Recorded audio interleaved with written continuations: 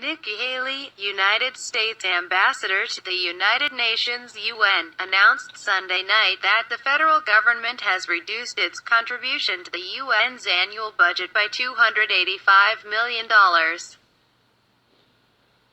The Christmas Eve statement reads in full.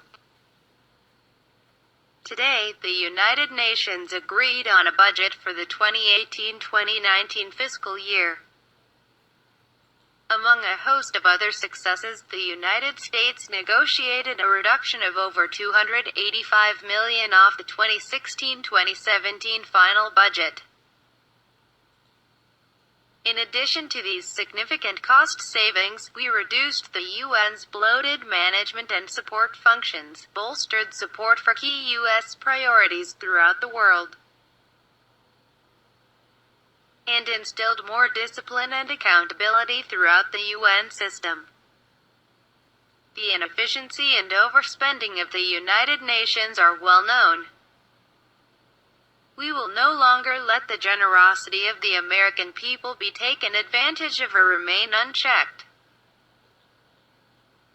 This historic reduction in spending, in addition to many other moves toward a more efficient and accountable UN, is a big step in the right direction. While we are pleased with the results of this year's budget negotiations, you can be sure we'll continue to look at ways to increase the UN's efficiency while protecting our interests, said Ambassador Haley. Haley's statement comes after the UN voted to condemn the United States for President Donald Trump's decision to recognize Jerusalem as the capital of Israel. The resolution, backed by nations with long records of extreme human rights abuses, passed 128 to 9 last Thursday.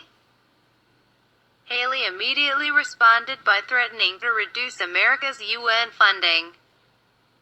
The United States will remember this day in which it was singled out for attack in the General Assembly for the very act of exercising our right as a sovereign nation, Haley told the Assembly in New York City.